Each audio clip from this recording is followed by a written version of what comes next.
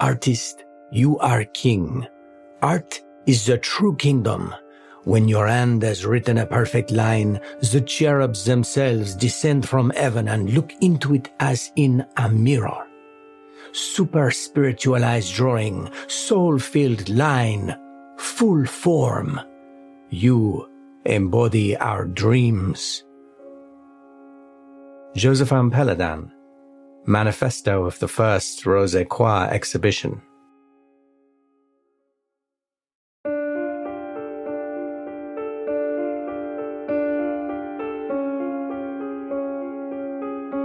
I feel like we're almost there, Clovis. We're so close. And at that moment you hear this pop, and you feel a splatter on your face. Oh, fuck. No, what, his head's gone? Yes, 9 o'clock. And Bathsheba is there. But she is unpainted. I'm sorry. She is marble. Fucking run! Run! Get out! Run! What are you talking about? Naked, deaf, blind, babbling about your mother, ice cream. You are led into a cabin. Who knows what happens next? I feel violated. And Oh no, Clovis, you are my companion from here on in. I couldn't possibly leave without you. And you realise it's not blood seeping out of your knuckles. It's oil paint. No. It's like you're bleeding oils. No. Is that a sanity roll?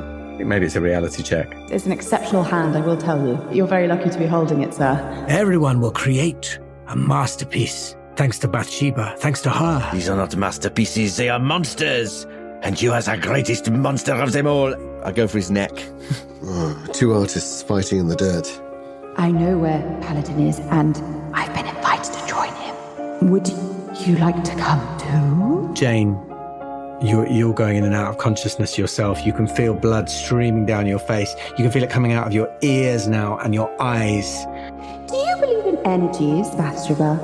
It's the best work I've done, ever. Free, uninterrupted.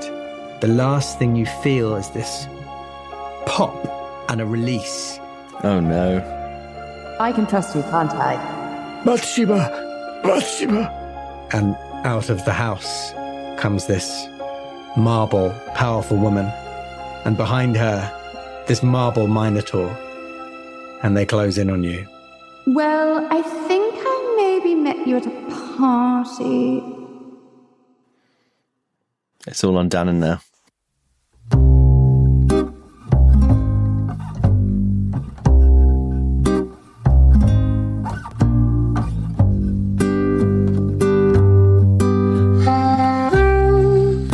The Apocalypse Players present A Message of Art by Matt Sanderson.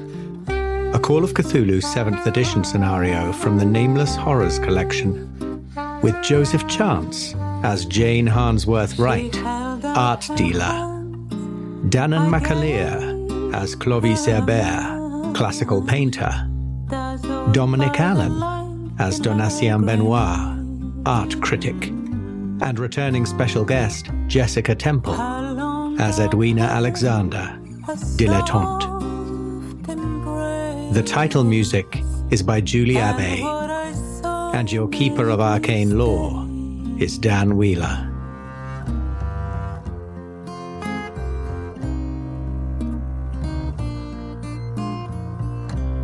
Part 13, Scene 1, Isle of the Dead, Arnold Böcklin.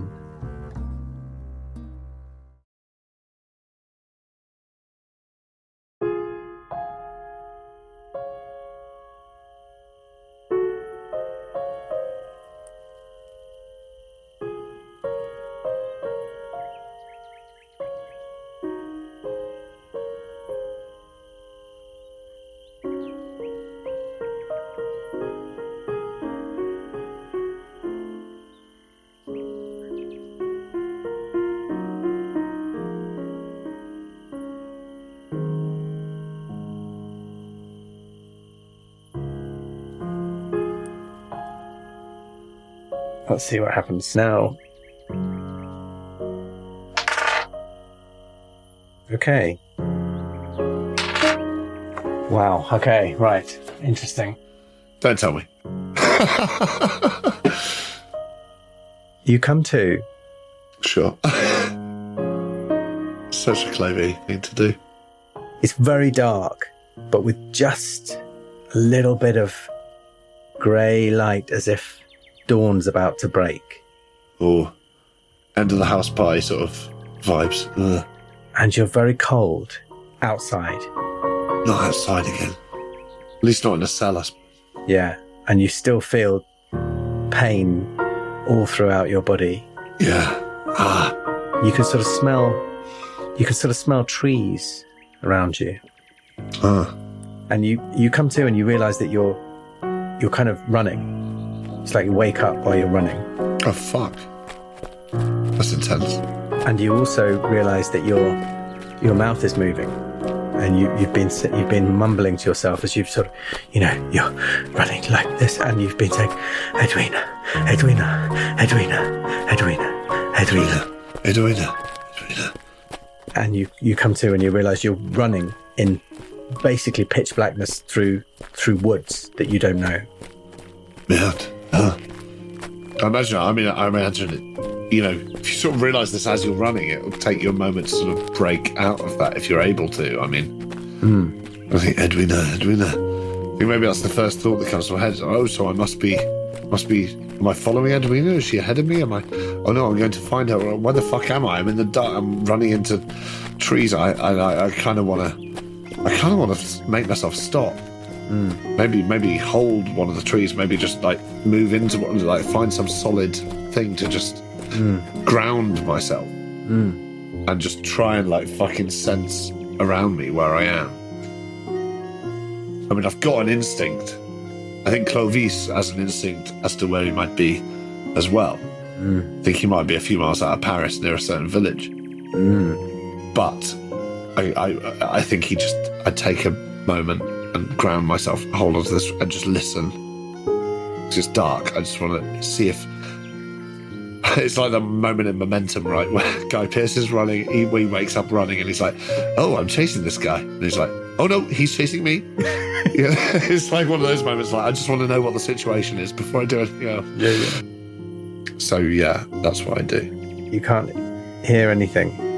Can't hear anything, no, except just the sound of the forest at night. Forest at night, on my own fucking heavy breathing, I imagine. And then, well, give me a listen roll. Yeah, might have to be might need to be a really good one to get anything. Yeah, well, let's see what I do. I've been rolling sort of not intermittently, that's the wrong word. It's all over the place tonight. Let's see. 41. No, I mean, it's not worth putting, because it's a 41 and a 40, so it would have to be a good one anyway. So I don't think I do hear anything. I just hear like wind in the leaves and breathing and my own heartbeat. Yeah, I don't think you're going to get anything for a regular. But can I see any light? Is there any light at all other than the moon and the stars? Like, do I feel like I'm near an encampment, a village? I guess if it's night. No, do you know what? I think I'd take that back. I think I'm going to say a regular listen would get you something. Okay, well, in that case, I will push it. No, I won't. What the fuck am I doing? I'll spend the luck.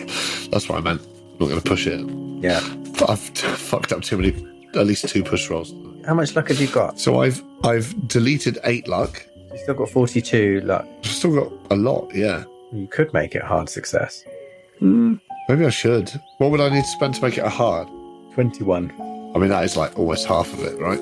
I feel like I would do that if I could figure out a way that my character would want to do that. Yeah, no, that's fine. Let's just, with a regular success, if you're going to spend 1 point of luck. If I spend a point and get regular, maybe hear something, yeah?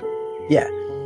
So as you listen and you hear just, a little bit of wind in the leaves and maybe just the first birds, just a couple of little, not the dawn chorus yet, but no, a couple of willow warblers or some sort of night birds. Yeah. You hear a sort of sloshing noise, as if you can hear something moving in water. Okay. Well, at least it's not. I thought you were going to say a sloughing noise, and I was about to shit myself. No. Okay. And is it just down to the side of me, like somewhere? You feel like it's not like right next to you. No. But also, I'm mid-woods, right? So I can't really tell which way is out of the woods. No, but you can tell which direction this sound came from. Okay, good. So, I mean, water's water. And actually, I feel like, well, maybe Clovis remembers there was something I was told if you get lost, don't go up, go down, or maybe it was the other way around, or follow the water, or... Anyway, I think, well, it's the only thing to focus on, right? Yeah. And it sounds like it could be an animal or a person or something dynamic, at least. It feels like the thing to follow. It does. Yeah, it sounds like, something or someone moving in water. Okay. Well, I think I've at least taken a moment to, like, get my breath back and everything after this fucking mad run through the forest I seem to have been doing in my sleep. So I feel like I'll stealth. Not trying to stealth necessarily, but just slowly walk. I don't want to announce my presence, just in case. Yeah, sure.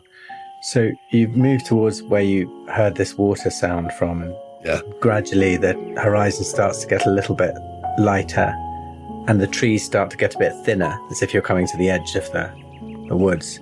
And then you start to see what looks like a bit of light on a lake through the trees. But right near the edge of the tree line, there's a sort of dark shape in front of you. Not a full tree height, sort of maybe 3 feet high sort of shape that you can't quite make out as it's silhouetted. What? I don't know whether you go towards it or avoid it. Does it look alive or? Very still. So, okay, not a wild boar or something to be afraid. No, it doesn't look like that. I think I approach. Why? It's you begin to realize it's a figure slumped over a tree stump. Fuck. I think I look around me.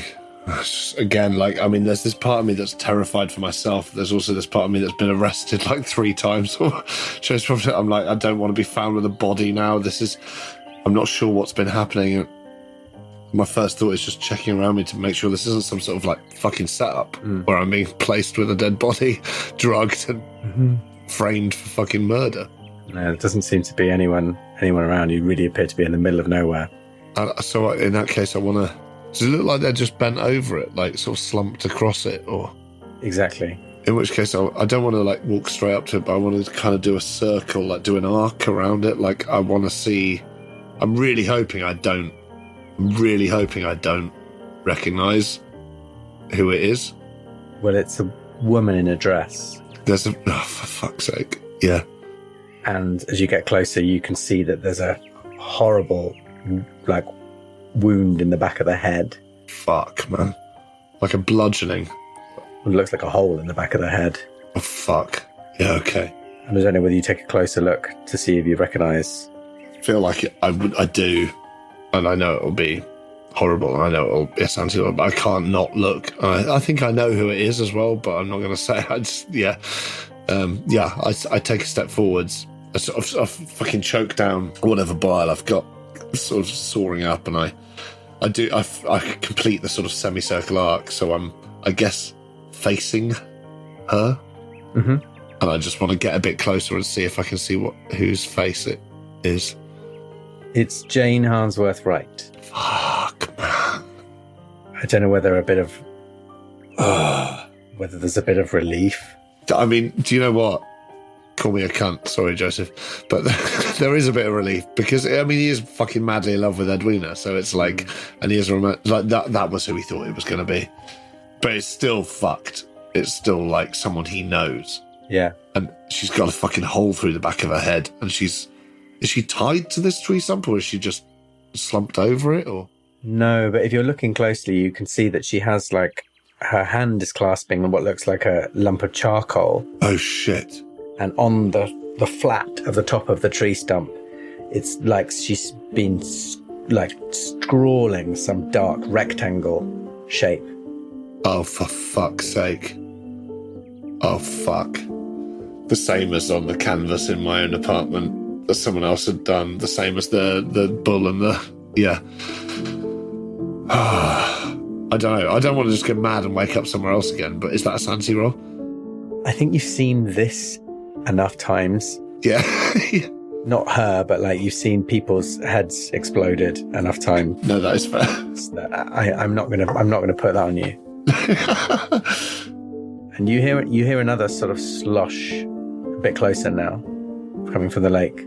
Oh shit. Well, I mean, I immediately turn to the lake again. I mean, part of me, I do want to okay, so I want to keep my front to the lake so I can see. Mm-hmm. But I need to see what Jane was writing on this tree stump, because it feels like, can I tell from here, or is it just incomprehensible? Well, I think you'd probably have to push her body off because she's sort of fallen on it. I really don't want to do that, but at the same time, I feel like I have the sense that if she was scrawling something in her death, like the same way, was it Lavagna? Yeah, Lavagna, yeah. What Lavagna, was in his cell. I mean, he was talking about Poe. I need to see if there's any link between the sort of things they were writing. Like, was she talking about the greats as well, the classics, or was she talking about Poe at all, or is she more talking about like the moment when life begins? I'm starting to sense this running theme stemming from Bathsheba, and I just I do need to see. So I think the splashing takes me, and I face the lake. But if I see nothing, I back up, and I want to shift. I want to try and gently lower her body off the stump and read what it says. So there's a bit of light. There is a bit of light coming now through the trees. The sun isn't above the horizon, but the sky is lighting up a bit. Yeah. And as you sort of move, you push her body off, and try and do it as carefully and gently, caringly as you can, and then move round to where she would have been looking. Yeah. And it looks like it's a dark rectangle. But it looks like it's a painting of a woman painting something. And then you look in to see what she's painting, and she's painting a picture of a woman painting something. No. And then there's a figure in that looks to be painting something. No, I don't like that. No. It's this thick charcoal, so you can't see. How can you do that with charcoal? I mean, that's so detailed. Well, the detail, you lose the detail fairly soon, but you get the feeling that this pattern is repeating and repeating. Right. Fuck. It's quite spectacular, but yeah, in its concept, but the execution is not perfect. Sure. She wasn't an artist. She wasn't an artist. She tried her best. She loved art. You get the feeling that she was really, really trying her best at the last moment. Fuck, but why? And who killed her? And I think about the head exploding and the head exploding and the head exploding, and I know he had no gun in that cell. And although my initial instinct was that Antonio Pino had killed himself, and that was why I was depressed, because my friend had shot himself. I realised it wasn't that. Something is happening to all these people. Something in their brain is popping. An idea is popping their fucking skulls. Mm-hmm. And I don't know what to do with that information other than... You hear that slosh again, that splash. Yeah, I thought I fucking would. I was about to say if I heard that slosh again. And it's just down the bank, right? Towards the... Yeah, pretty close now. Can I just quickly check Jane's does she have a bag on her? Does she have anything effects on her, like a gun, any sort of... Doesn't appear to. Okay, just charcoal. Oh, well, I think I might pocket the charcoal. Yeah. Just in case I go mad and need to write something on a stump before my head explodes. But I think I will go down towards the lake. Mm-hmm. So as you go down towards the lake, and you're aware that on the other side of the lake is this cabin or lodge. Quite a well fitted out lodge, looks like. It's got maybe 3 windows and a door across the front. It looks big enough to, like a sort of farmhouse type thing. Like it might have 3 rooms, say, and it's got 2 stories. Right. And that's the other side of the lake. Yeah. It's not a massive lake, but looks like, because your attention's been drawn by it, looks like there is something sort of moving kind of semi-rhythmically in the middle of the lake, a weird shape that you can't quite make out. Okay. So my instinct is, to be honest, I want to find Edwina, and my instinct is Edwina might be here. She might be in that cabin, for God's sake. She might be somewhere completely different. I don't know. But while I'm here, this seems to be where my instincts have taken me. Fucking Jane is fucked. And everyone seems to be going mad and having their heads fucking explode. I need to maybe I need to get to that cabin, but I want to know what's happening in this lake. Like, is it is there a boat out there, or is there someone, swimming, or some mad fucker swimming in this sort of weather? I don't know, but is there a way of, like, getting closer to... I know I'm pretty close to the shore, I guess. Like, is there a way of... Well, I can just go around the lake, right? I could walk around. Yeah. Well, I'll do that then. I'll do that. But I'll keep my eye on the centre of the lake where I heard that splashing coming from, and I just want to... Oh, God, I feel bad about leaving Jane as well. I feel like I go back and I just try and make sure her, like, lids are closed, or I do something that I think she would appreciate or would have appreciated. Yeah. Yeah. But I don't really know what I'm doing, and then I just leave again. It's quite a clumsy gesture. And I start making my way around the lake to the right. Sure. So you make your way around, and you're sort of keeping one eye on the movement in the middle. Yeah, just to see what it is, if it's a fountain or a water feature. No, it looks like weirdly, it looks like something is rising up and then moving back down again, sort of undulating. Right. It looks like maybe a large piece of wood or something. Okay. That seems really odd. But it looks like maybe it's chained, so it can't move away from where it's been chained down. Okay. Okay. I don't know what about that just really makes me feel horrible, but it does.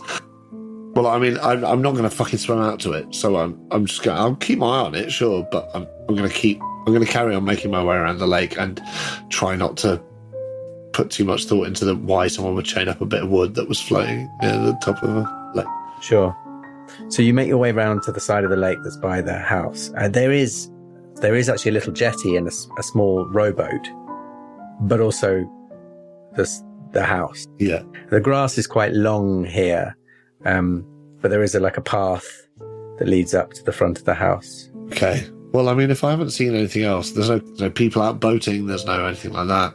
So I feel like I will just leave the lake behind. I want to follow the path up and just at least knock on the door. I mean, sure. I'm just a friendly local artist looking for a place to stay. Really, I'm looking for Edwina, or to find anything to do with what the fuck is going on here. And I also need to call the police and let them know that Jane is dead and someone is murdering my friends.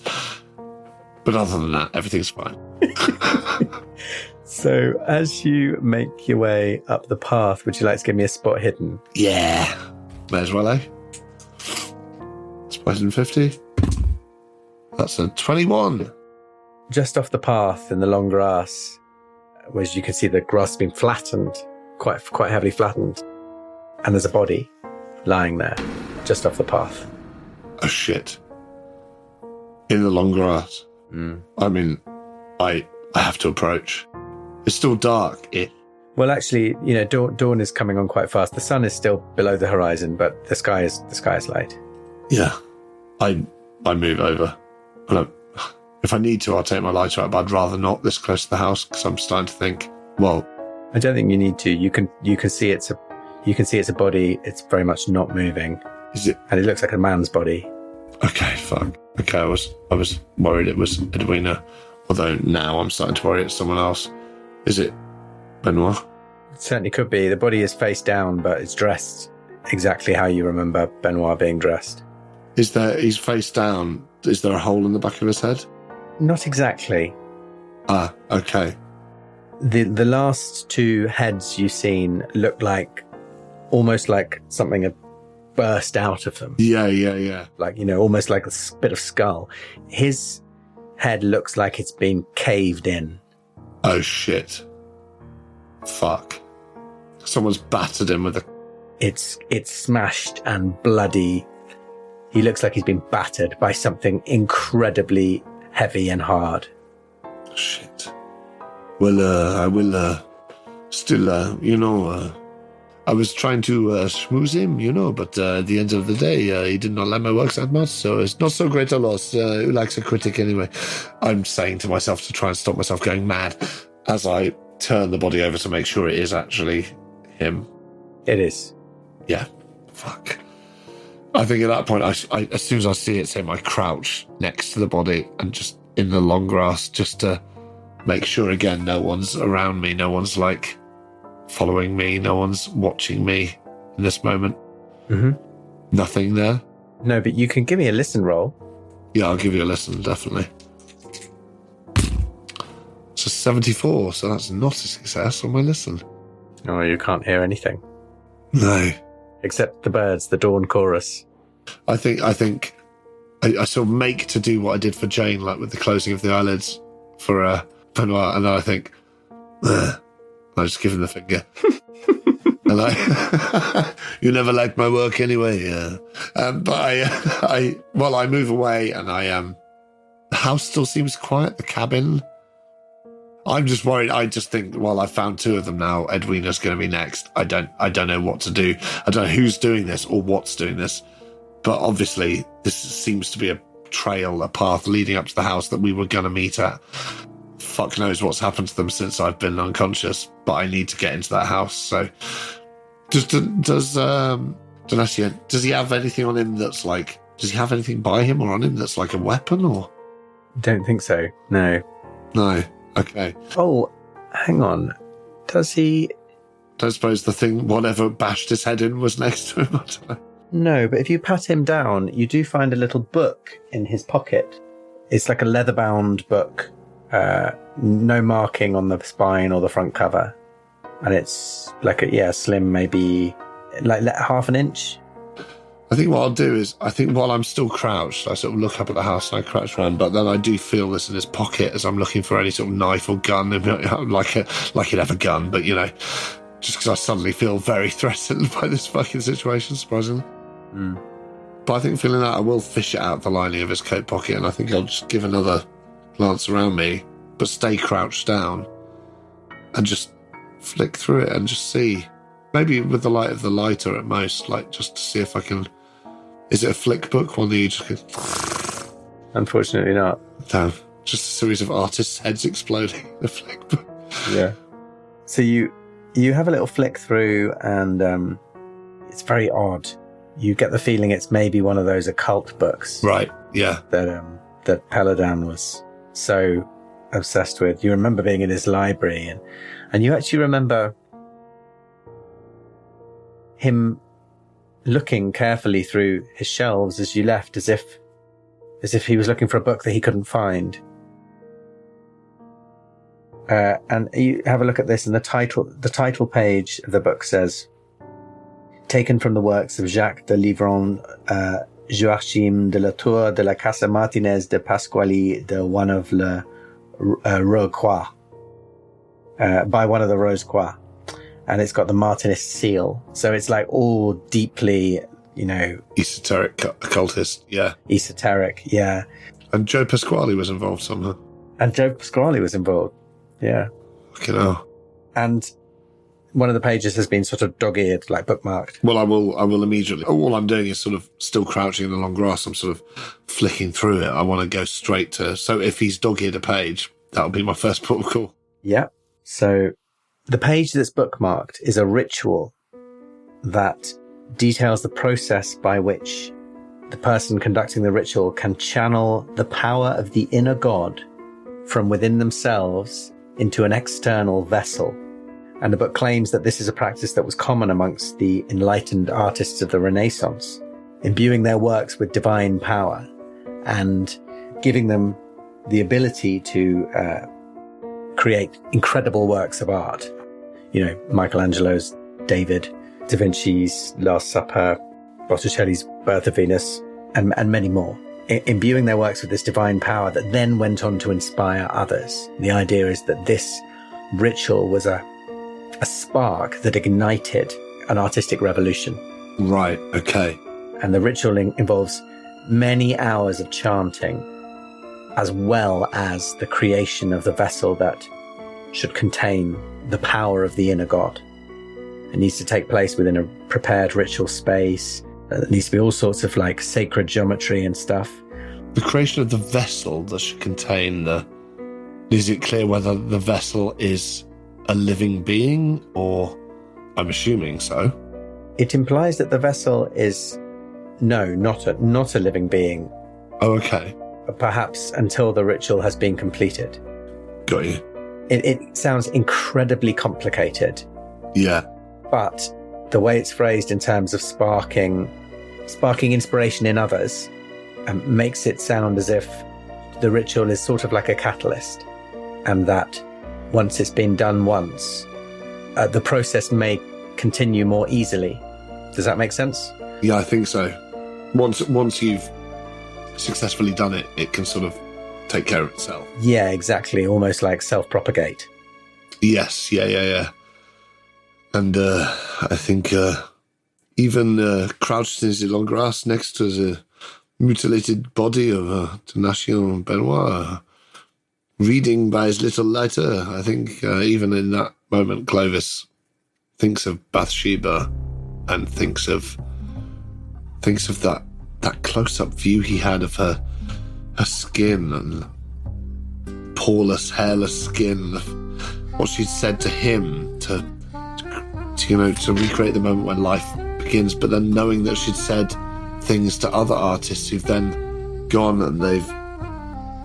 Yeah, I think even just crouched there by the body, he's thinking, Bathsheba, I knew there was something about her, like, is she the conduit? Is she the thing that this has been born through? Like, how could Arush let this happen? Like, how did he come across it? Anyway, all these thoughts are flying through his head, but I think the person he still hasn't found is Edwina, and the house is still ahead. And so I think he clicks his lighter closed, his Zippo, and he stuffs the book in his pocket, and he makes his way up the hill, up the little slope to the house. You make your way up to the house, and the door is looks to be shut. Oh, okay. I was expecting it to be ajar. No, it's not. Okay. I'll try it.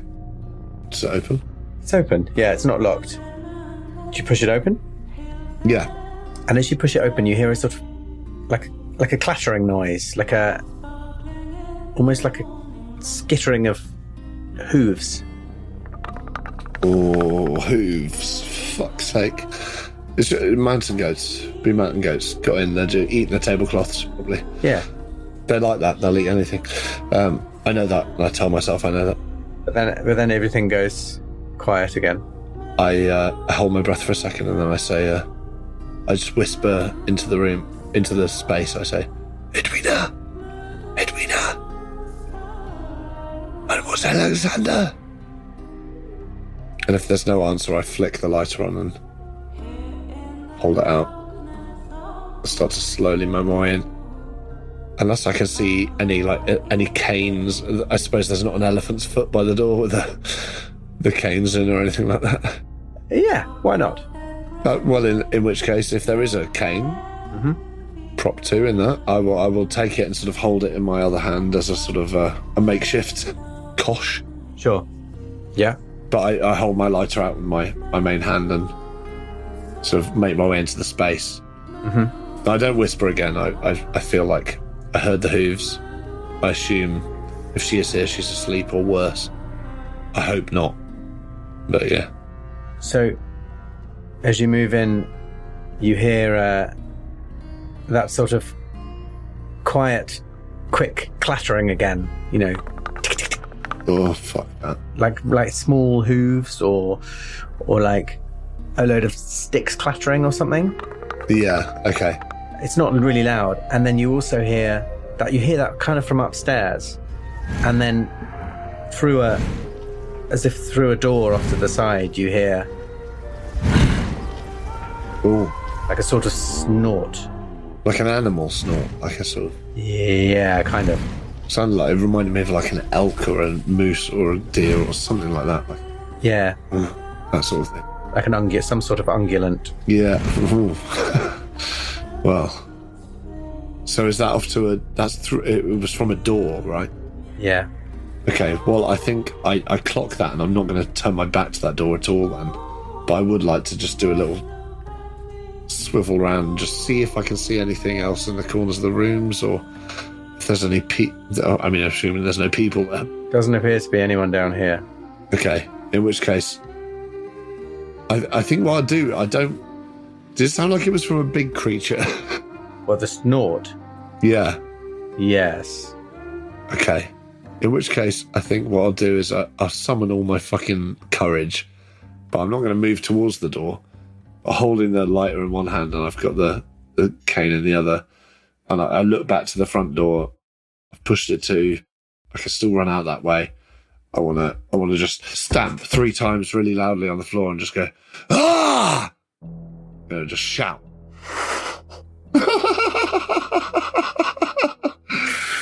Wow. You hear something very large moving from behind the door. You hear that snort again. Yeah. And the door flies open, and an enormous marble minotaur charges through the door towards you. Ah, fuck me. And I think maybe you want to give me a dodge roll? Yeah. Do that for you. Fuck. Horns down. Horns, of course, horns down. I mean, he's not just coming up to say hello, is he? Fuck me. That's a 20 on my 40 dodge. Okay, amazing. So tell me, where do you dive? How do you do? What do you roll? What do you... I think because I had my eye on the fucking front door, and I knew, like, I was thinking, like, maybe there's some stag or like a moose or something like, not a moose in France, but you know what I mean, like some sort of big wild animal that's like just stuck there and it's going to be aggressive. But I want to let it know I'm here. That's why I do the stamping and stuff, because I need to know what I'm facing. This thing burst through. I've got my eye on the front door. As soon as I see it, boom, I jump and I roll towards the front door. Okay. I try and make it out the door, but I don't think I'm that close. But right. Well, actually, I haven't rolled my attack to see how I get on there. Let's see. Holy fuck. Oh, I'm afraid that is it's only a hard success on my brawl. So your hard success on your dodge beats it. So you make it out the door. Thank fuck. Just at the last minute, like as it's alabaster horns. Yeah, and it's almost like you can see it like kind of stampeding past the door. As you make it out the door, you can see it, and you hear it crash into the other side of the room, the sort of living kitchen area. Holy shit. And did I see, like, in the moment it burst through the door, was it like from an interior room, or was it? Yes, from an interior room. Yeah. Oh, okay.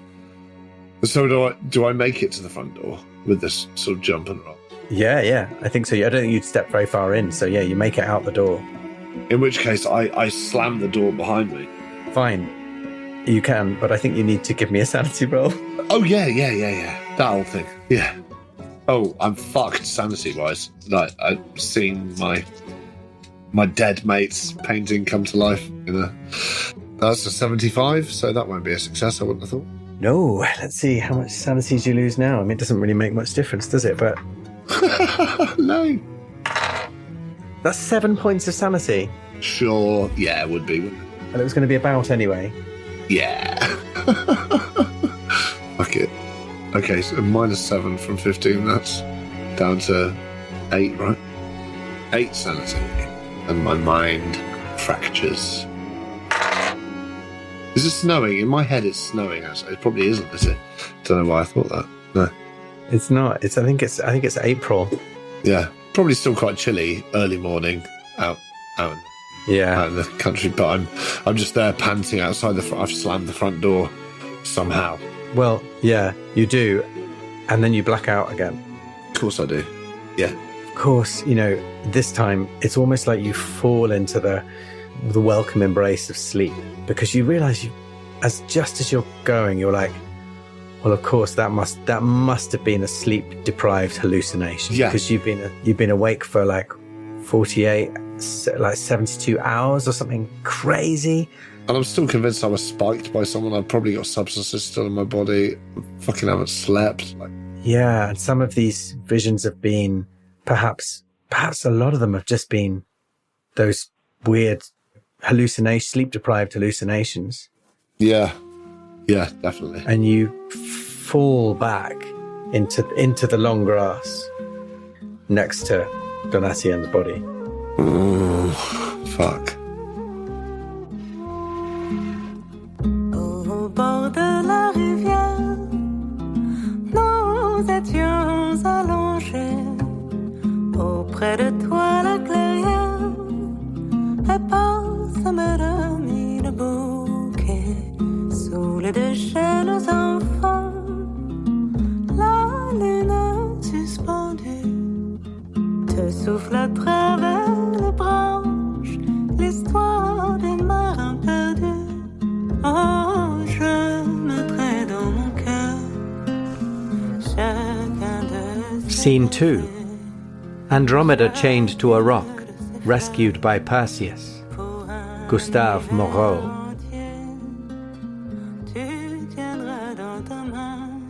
You wake.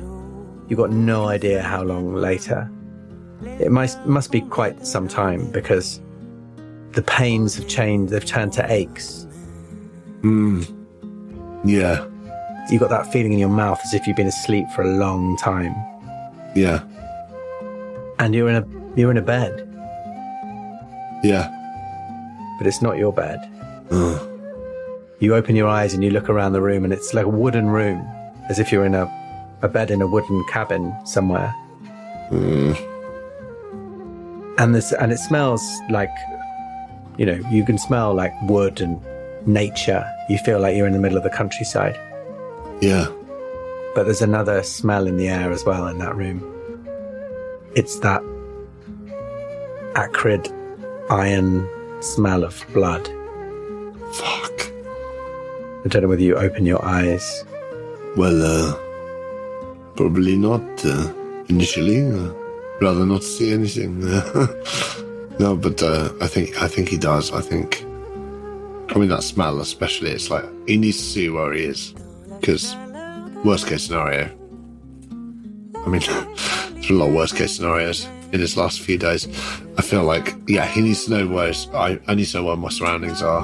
Like, am I still in am I in the building I just last remember shutting the front door on?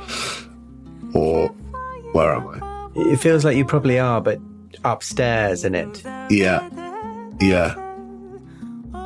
Got that sort of chalet vibe. Yeah. Do I still feel like pain from the burns from before? Like, I mean, Yeah, you still do all have those pains on you. it's all still there. It doesn't feel like that much time has passed. Like, it's not like a shitload. Yeah. No. In which case, I kind of want to just have a look around the room. So you open your eyes and you realise that you are lying in a big double bed. Yeah. Next to, on either side of you, the bodies of Donatien Benoit and Jane. That's really fucking horrible. I don't like that in the slightest. And you hear that clattering noise again. Oh, fuck. Coming from next door, as if like the next, like the other upstairs room, basically. You hear that little clattering noise again. Order up. Yeah. Am I strapped down? No? Are they tied to... None of us were just placed next to each other in the bed. Yeah. Can I get out of the bed without having to go over one of them? Can I just shimmy down to the bottom? Sure, you can shuffle down the end and yeah. I want to do that. I don't really want to look at them. I think the one glance to realise who they were is more than fucking enough. Yeah. Someone's put us here. Someone's fucking with us. Whatever my hallucination was about that Minotaur fucking made out of marble that came charging out of a door, that was obviously bollocks, but like, someone's fucking with us. Someone's killed them. And someone's fucking with my head by putting me in between their corpses. I imagine I don't have the canes nowhere around anymore. Do I sell my lighter? Do I have anything on me? Or Yeah. yeah, okay. Are there any windows? Yeah. There's a little window in the room. Can I look out, see if there's any, can I see any people outside? Anyone I could wave to for help? No, it's all very still outside. Yeah, no sign of life. Fuck. You hear that little skittering noise again from next door. From next door, yeah? I feel at this point like Clovis and Danann feel like they're forgetting something very obvious about something that would maybe help them out of the situation. I've got to get out of the room. I do have to get out of the room. Mm-hmm. Is there a jug, or is there anything like a vase of flowers, or is there anything in the room that's like something like that? No, it's very bare, as if it's been completely emptied out of. Of course it has. Of course it fucking has, yeah. Like a prison cell, which I was just in. So if you step out the door of the room... I will open it and I will stick my head out at least, yeah. Yeah. There's just a sort of small little landing with stairs going down and another door opposite. Okay. Nothing else on the landing? No. It's very small. I think Clovis takes a breath and then just walks straight to the other door and just bangs on it 3 times. Knocks on it. You hear that skittering again. Fucking knew I would. I try the door. The door opens, and the first thing you see is a little perfectly carved wooden unicorn skittering across the floor. It's beautiful. It's beautiful. What? It's like a miniature unicorn, carved but live. What? Skittering about. And the next thing you notice is the wall opposite. The whole wall is filled with this massive painting of a city. It looks like a cityscape. It's like that the Eiffel Tower, painted over and over again, but it's not made of metal.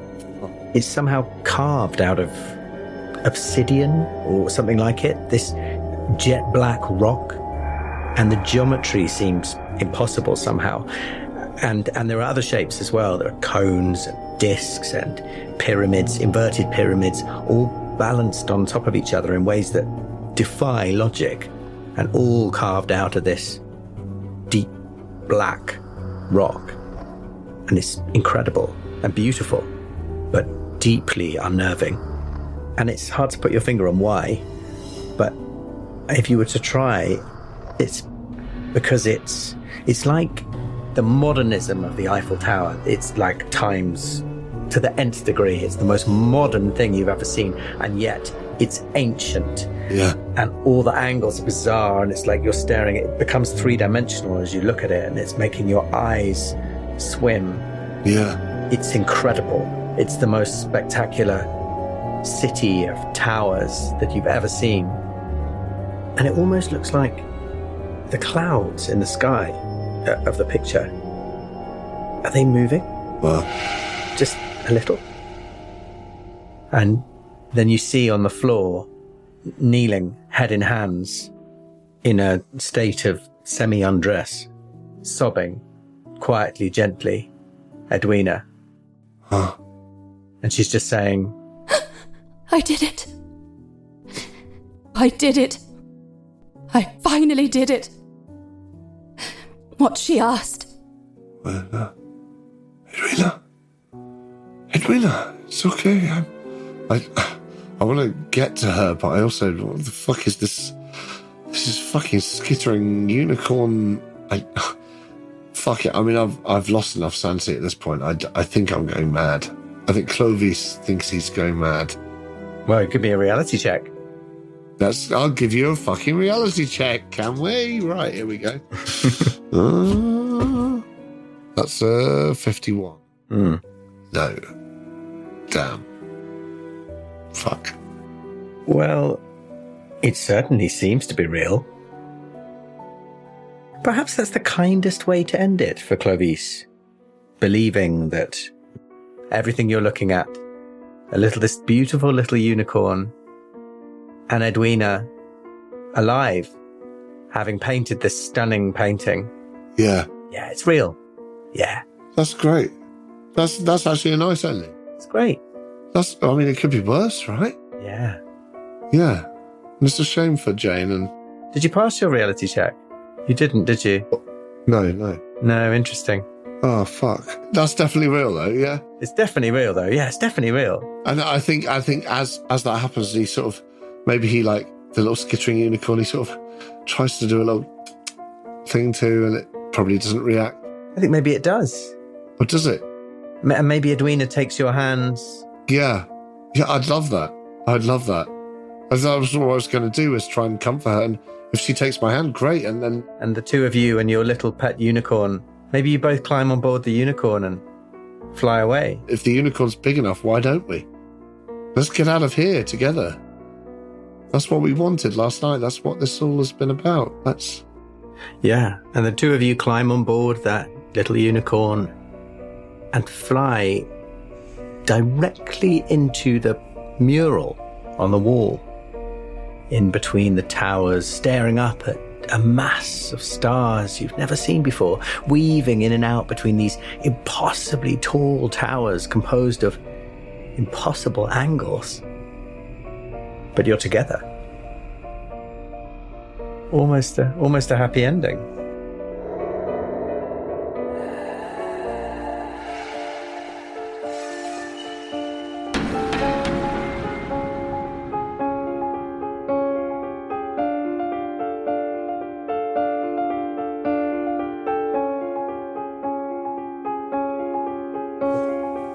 This was an Apocalypse Players production.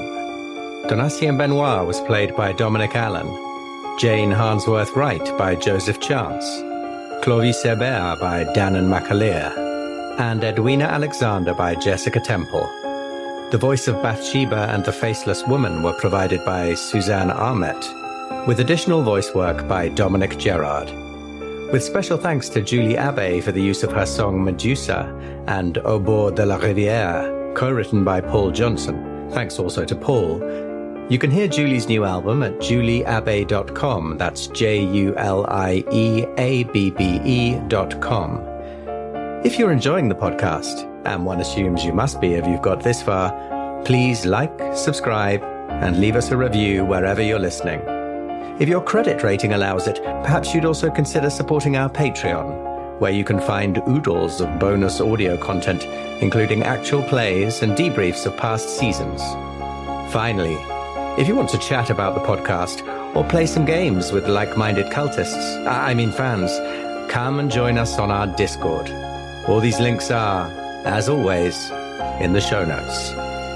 I have been Dan Wheeler, your keeper of arcane lore.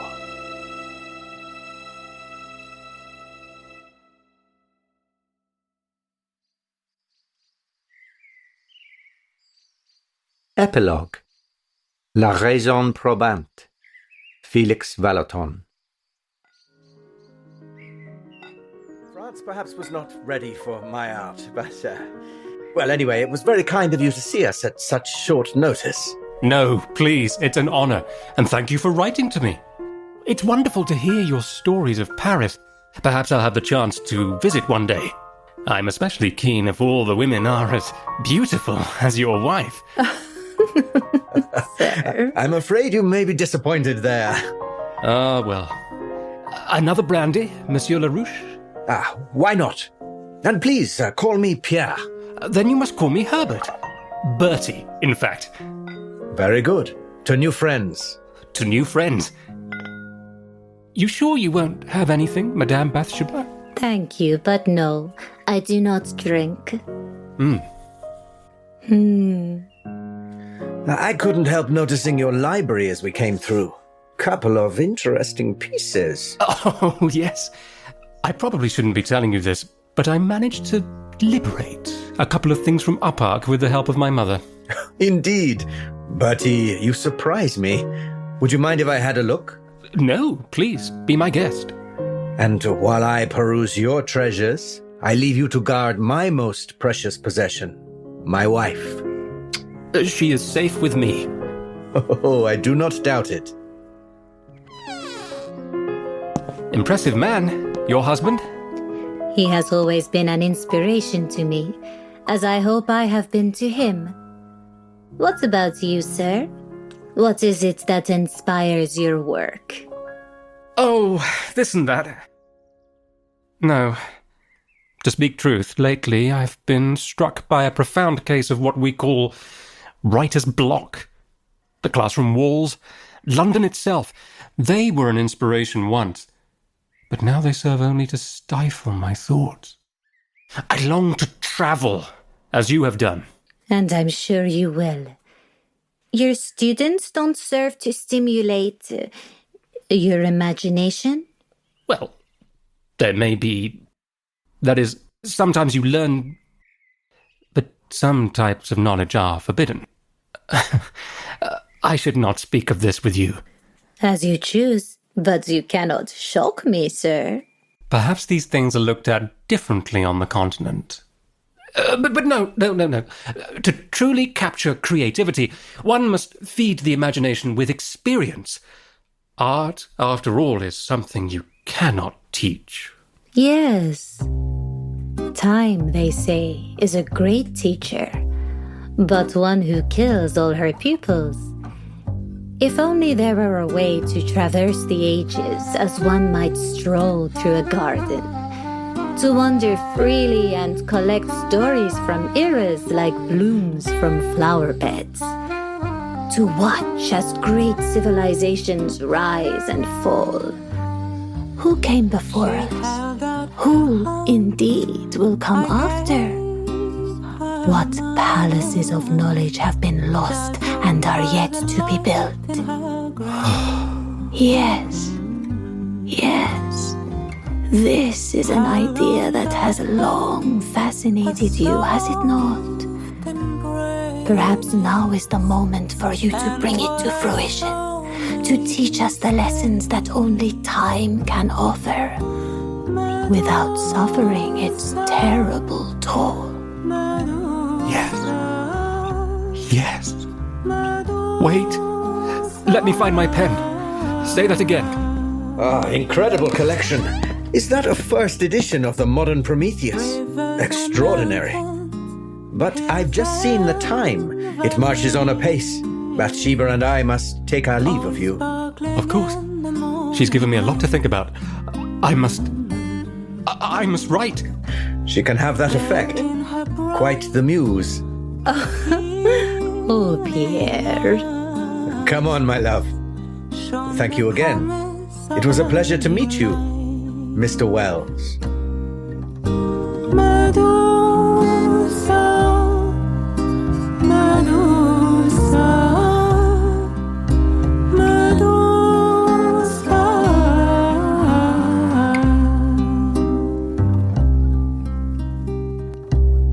Here in the darkness of my soul,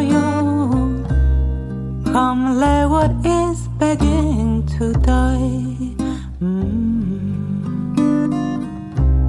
Drop your dead branches, your heavy bags, and trust the queen of the night.